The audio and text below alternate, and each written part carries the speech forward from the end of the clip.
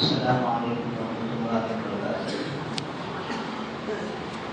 الحمد للہ رب العالمین، والصلاة والسلام علی رسول الامین وعلی آلہ وصحبہ اجمعین ومن تبعهم بإحسان إلى يوم الدین، اما بعد،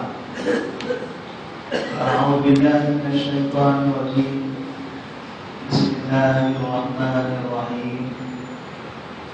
وَلَقَدْ خَلَقْنَا الْإِنسَانَ وَنَعْلَمُ مَا تُوَسْوِسُ بِهِ نَفْسُهُ وَنَحْنُ أَقْرَبُ إِلَيْهِ مِنْ حَبْلِ الْوَرِيدِ إِذْ يَتَلَقَّى الْمُتَلَقِّيَانِ عَنِ الْيَمِينِ وَعَنِ الشِّمَالِ قَعِيدٌ مَا يَلْفِظُ مِنْ قَوْلٍ إِلَّا لَدَيْهِ رَقِيبٌ عَتِيدٌ۔ اللہ تبارک و تعالیٰ نے قرآن مجید میں مختلف جگہوں پر اپنے بندوں سے خطاب کرتے ہوئے اور انہیں تنبیہ کرتے ہوئے اس بات کی وضاحت فرمائی ہے کہ دنیا میں انسان جو بھی کام کر رہا ہے، جو بات کہتا ہے، جو سوچتا ہے، اس کے دل و دماغ میں جو باتیں بھٹکتی ہیں، اللہ تبارک و تعالیٰ ان ساری چیزوں کو جانتا ہے۔ اللہ تبارک و تعالیٰ سے کوئی بھی چیز مخفی نہیں ہے۔ کبھی کہا علیم بذات الصدور، وہ دلوں کی باتوں کو جاننے والا ہے۔ کبھی کہا خبیر بما تعملون، تمہارے تمام اعمال کی خبر رکھنے والا ہے۔ اور کبھی اس بات کی طرف وضاحت کرتا ہے کہ درخت کا پتا زمین پر نہیں گرتا مگر اللہ تبارک و تعالیٰ کے حکم سے اور اس کی نگرانی میں۔ دنیا میں انسان کسی بھی جگہ پر ہو، کسی بھی حالت میں ہو، اللہ تبارک و تعالیٰ انہیں دیکھتا ہے۔ اللہ تبارک و تعالیٰ ان کی باتوں کو سنتا ہے۔ وہ سمیع العلیم جگہ جگہ پر فرمایا تو سننے والا ہے، جاننے والا ہے۔ کبھی انسان کے دل میں یہ بات گزر سکتی ہے کہ کیسے اللہ تبارک و تعالیٰ ہمیں دیکھتا ہے، کیسے اللہ تبارک و تعالیٰ ہماری باتوں کو سنتا ہے۔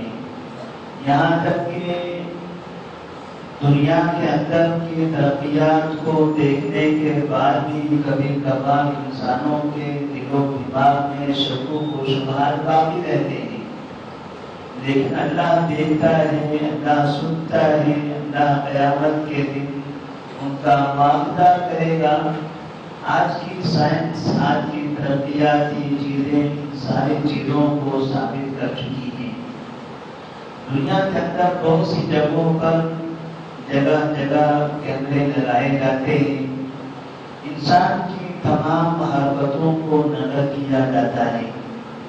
پولیس کسی مجرم کو، چور کو پکڑتا ہے تو کیمرے کے ذریعے ان کی حرکتوں کو دیکھ کر اس نے کیا کیا، کب کیا، کون سی حرکتیں کی ہیں، وہ ساری چیزیں ریکارڈ کر لیتا ہے اور اس کو دکھا کر اس کو شرمندہ کرتا ہے اور اس کو رنگے ہاتھوں پکڑ لیتا ہے۔ جب دنیا کے اندر کے انسان اپنی دماغی صلاحیت سے انسانوں کے اعمال کو ریکارڈ کر سکتے ہیں، ایسی جگہ پر جہاں وہ انسان موجود نہیں ہے، انسان نے اس انسان کو برا کام کرتے ہوئے نہیں دیکھا، بس ایک چھوٹی سی مشین لگا دی گئی اور وہ کئی کلومیٹر کے احاطے میں انسان کی ہر حرکت کو محفوظ کر لیتا ہے۔ یہ انسانوں کی بنائی ہوئی چیزیں ہیں۔ جب انسان اس طرح سے انسانوں کے اعمال کو، ان کی آواز کو، ان کی حرکتوں کو محفوظ کر سکتا ہے تو اللہ تبارک و تعالیٰ کیوں نہیں کر سکتا؟ ما يلفظ من قول الا لديه رقیب عتید۔ انسان اپنی زبان سے جو بھی بات کہتا ہے ان سب کی باتوں کو محفوظ کر دیا جاتا ہے، محفوظ کرنے والے افراد موجود ہوتے ہیں۔ اللہ تبارک و تعالیٰ نے فرشتوں کو متعین کر دیا ہے جو بندے کی جو زبان سے نکلی ہوئی باتوں کو لکھتے بھی ہیں اور اسے ریکارڈ بھی کرتے ہیں۔ جس طرح سے ہمارے پاس دنیا کے اندر آوازوں کو ریکارڈ کرنے والی چیزیں موجود ہیں، یہ معمولی سی مشینیں ہیں جو کافروں نے بنائی ہیں، جو سائنسدانوں نے بنائی ہے، جو ماہرین نے بنائی ہے۔ کسی بھی انسان کی آواز کو ہو بہو ریکارڈ کیا جا سکتا ہے، تو اللہ تبارک و تعالیٰ کے لیے تو یہ بدل اولا آسان ہے۔ قرآن میں اس طرح کی باتیں بار بار نقل کرنے کا مقصد یہ ہے کہ بندہ ہمیشہ باخبر رہے، ہمیشہ چوکنا رہے، ہمیشہ متنبہ رہے کہ ہم سے کسی بھی طرح سے کوئی غلطی نہ ہو، ہماری زبان سے کوئی برا جملہ نہ نکلے، ہم کسی کو برا نہ کہیں، ہم کسی کے دل کو نہ دکھائیں، ہم کسی کی برائی کا پرچار نہ کریں، ہم کسی کو تکلیف نہ دیں، ہم کسی کا مال نہ لوٹیں، ہم کسی کے حقوق کو نہ چھینیں، ہم کسی پر ظلم و زیادتی نہ کریں۔ اس لیے یہ ساری حرکتیں کرتے ہوئے اللہ تبارک و تعالیٰ ہمیں اپنی آنکھوں سے دیکھ رہا ہے، اور اللہ تعالیٰ کی دیکھی ہوئی چیزیں وہ سب کے سب محفوظ ہو جاتی ہیں۔ اللہ تبارک و تعالیٰ پھر ان چیزوں کا محاسبہ کرے گا۔ اللہ تبارک و تعالیٰ کا قیامت کے دن جب انسان اللہ کے دربار میں حاضر ہوگا تو اس کی زبان کو بند کر دیا جائے گا، اور اس کے ہاتھ اور اس کے پیر کو زبان دی جائے گی، پیر اور ہاتھ بولنے لگے گی۔ اللہ تبارک و تعالیٰ فرماتے ہیں اليوم نختم على افواههم وتكلمنا ايديهم وتشهد ارجلهم بما كانوا يكسبون۔ آج ہم ان کے زبان کو، ان کے منہ کو بند کر دیں گے، اور جو چیز بولنے والی ہے وہ ان کے ہاتھ اور ان کے پیر ہیں، ان کے ہاتھ اور ان کے پیر بولیں گے۔ اگر ہم سوچیں کہ ہاتھ اور پیر کیسے بول سکتے ہیں، ہمارے پاس اس کا تجربہ نہیں ہے کہ ہاتھ اور پیر بولتے ہوں گے، لیکن جب ہم دیکھتے ہیں کہ سائنس کی ترقیات کی چیزیں دنیا میں اتنی ترقی ہو رہی ہے کہ قرآن کو سمجھنا ہمارے لیے بہت زیادہ آسان ہو جاتا ہے۔ مثال کے طور پر جب کوئی مریض کسی ڈاکٹر کے پاس جاتا ہے اور اس کے سامنے اپنی بیماری کا یا اپنے بیمار ہونے کا اظہار کرتا ہے تو ڈاکٹر کہتے ہیں کہ جاؤ اپنا خون چیک کرا کر لاؤ، جاؤ یورین چیک کراؤ۔ یہاں پر مریض کو ڈاکٹر یہ نہیں کہتا کہ آپ کو فلاں بیماری ہے اور آپ کی بیماری کی یہ دوا ہے، بلکہ اس سے کہتا ہے خون چیک کراؤ، یورین چیک کراؤ۔ جب وہ ان دونوں کو چیک کرنے کے بعد رپورٹ لے کر سامنے آتا ہے تب جا کر وہ رپورٹ ان دونوں کو بتاتی ہے کہ اس کے اندر بیماری کیا ہے۔ یہاں مریض کی زبان بند ہے، ڈاکٹر کی بھی زبان بند ہے، دونوں اس بیماری کے بارے میں خبر نہیں دے رہے۔ اس کے خون کے اندر وہ زبان ہے، وہ خون کہتا ہے کہ اس کے اندر یہ بیماری ہے، اس کا یورین کہہ رہا ہے کہ اس کے اندر فنا اور فنا بیماری ہے، اور جب اس کی رپورٹ آ جاتی ہے تو ڈاکٹر کی اور مریض کی زبان بند ہو جاتی ہے۔ اب اس کے آگے وہ کوئی فیصلہ نہیں کرتا۔ جب دنیا میں ایک عام بات ہو چکی ہے کہ انسان کے جسم کے اعضاء، انسان کے جسم کی بعض چیزیں ایسی ہیں جو انسان کے کیے ہوئے اعمال بتا دیتے ہیں۔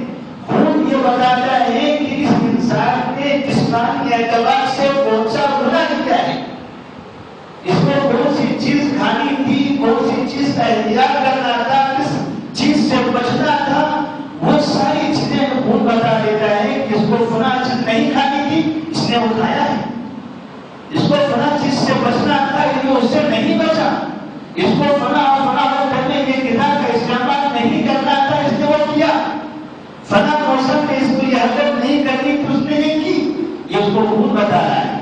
اس کا یورین اسے بتاتا ہے کہ جسمانی اعتبار سے اس نے کون سی غلطی کی ہے۔ تو کل قیامت کے دن ہمارے ہاتھ اور ہمارے پیر بولے یہ کیسا ہم کو ناممکن نظر آتا ہے؟ ظاہر سی بات ہے جب دنیا کی چیزوں کو ہم دیکھتے ہیں ہم یقین کر سکتے ہیں کہ اللہ تبارک و تعالیٰ نے جب دنیا میں یہ ثابت کر دیا کہ خون اور یورین کہہ سکتے ہیں تو ہاتھ اور پیر کیوں نہیں کہہ سکتے؟ اليوم نختم على افواههم وتكلمنا ايديهم وتشهد ارجلهم بما كانوا يكسبون. سائنس کی جتنی بھی ترقیات ہیں یہ ساری کی ساری چیزیں انسان کے ایمان کو پختہ کرنے والی ہیں. اگر کوئی بھی انسان چاہے وہ کسی بھی مذہب کا ہو کسی فکر کا ہو صرف سائنس کی ترقیات پر غور کرے تو یہ اپنی زبان سے یہ کہنے پر مجبور ہوگا لا الہ الا اللہ محمد رسول اللہ. اللہ تبارک و تعالیٰ جب قرآن میں کہتا ہے علیم بذات الصدور، اللہ تعالیٰ دلوں کی باتوں کو جاننے والا ہے. آج دنیا کے اندر انسان دل کی بات کہہ دیتا ہے، کبھی اس کی زبان بند ہو جاتی ہے اس کا دماغ بند ہوتا ہے لیکن پھر بھی وہ اپنی دل کی باتیں لوگوں کے سامنے کہہ دیتا ہے. اور بہت سے ٹیسٹ ایسے رکھے گئے ہیں جیسے مثال کے طور پر ہمارے پاس کبھی کسی بڑے ملزم کو پکڑا جاتا ہے تو اس کا نارکو ٹیسٹ کیا جاتا ہے. اور نارکو ٹیسٹ میں ہوتا یہ ہے کہ انسان اپنی زبان سے کیا کہہ رہا ہے اسے نہیں پتا، وہ ہوش میں نہیں ہوتا ہے، اس کی آنکھیں بند ہے، اس کا دماغ سب بند ہے، لیکن جب جو سوال اس سے کیا جاتا ہے اس کے بعد پر وہ بہت سچے سچے جواب وہ دے دیتا ہے. اسے جھوٹ بولنے کی کوئی گنجائش نہیں ہوتی. اسے پوچھا جائے آپ کا نام کیا ہے وہ برابر نام بتا دے گا. جب وہ ہوش میں ہو اسے پوچھا جائے آپ کا نام کیا ہے ہو سکتا ہے وہ جھوٹ بولے. جب ہوش میں ہو اسے پوچھے کہ آپ نے فلاں کو قتل کیا ہے تو کہے گا نہیں میں نے نہیں قتل کیا. لیکن جب اس کا نارکو ٹیسٹ کیا جاتا ہے تو وہاں پر جھوٹ بولنے کا کوئی امکان نہیں ہوتا. دل کے اندر جو بات ہوتی ہے جو حقیقت ہوتی ہے وہ اپنی زبان سے کہہ پڑتا ہے. قیامت کے دن آج دنیا کے اندر جب ایسی پریشانیوں کے عالم میں انسان اپنی حقیقی بات کو بول دیتا ہے حتیٰ کہ کبھی جھوٹ بولتے بولتے جب پولیس کے ڈنڈے پڑنا شروع ہو جاتے ہیں تکلیف ہونے لگتی ہے تب سچ بول دیتا ہے. یقین مانیے جب قیامت کے دن قیامت جو ہونا کی ہوگی خدا کا ڈر ہوگا، قیامت کا عجیب و غریب منظر ہوگا اور سورج کو قریب آ کر انسان کو تپائے گا تو ایسے وقت میں انسان کیا کبھی جھوٹ بول سکے گا؟ انسان کبھی اپنے کسی حرکت کا کسی عمل کا انکار کر سکے گا کہ میں نے فلاں کام نہیں کیا تھا، میں نے فلاں نہیں کیا، میں نے فلاں بات نہیں کہی تھی؟ اس کو اپنی زبان سے ساری باتیں بولنا پڑے گا. اللہ تعالیٰ فرماتے ہیں ان اللہ علیم بذات الصدور. اللہ تبارک و تعالیٰ دلوں کی باتوں کو جاننے والا ہے. یہاں مطلب یہ ہے کہ انسان کچھ بات کہے تو اللہ سنتا ہے، انسان کوئی کام کرے تو اللہ دیکھتا ہے. انسان کے دل میں کوئی بات کھٹکتی ہے کچھ سوچتا ہے کوئی ارادہ کرتا ہے کسی کے بارے میں کوئی پلان کرتا ہے اللہ تعالیٰ اس کو بھی جاننے والا ہے. لہذا تینوں حالتوں میں انسان کو متنبع اور چوکنا رہنا چاہیے کہ ہمارے ان تینوں آدھا سے کوئی گناہ نہ ہو. اللہ تبارک و تعالیٰ سے دعا ہے کہ اللہ تبارک و تعالیٰ ہمیں ہر طرح کی برائیوں سے ہر طرح کے گناہوں سے محفوظ رکھے اور جہاں کہیں بھی ہوں اللہ تعالیٰ سے ہمیں ڈرنے کی توفیق عطا فرمائے. اللہ کا تقوی اللہ کا خوف ہمارے دل میں باقی رکھے تاکہ ہم کسی بھی طرح کے گناہوں میں ملوث نہ ہوں. اللہ تبارک و تعالیٰ ہمیں نیکیاں کرنے کی توفیق دے اور ہر طرح کے شر سے محفوظ رکھے. السلام علیکم ورحمۃ اللہ وبرکاتہ.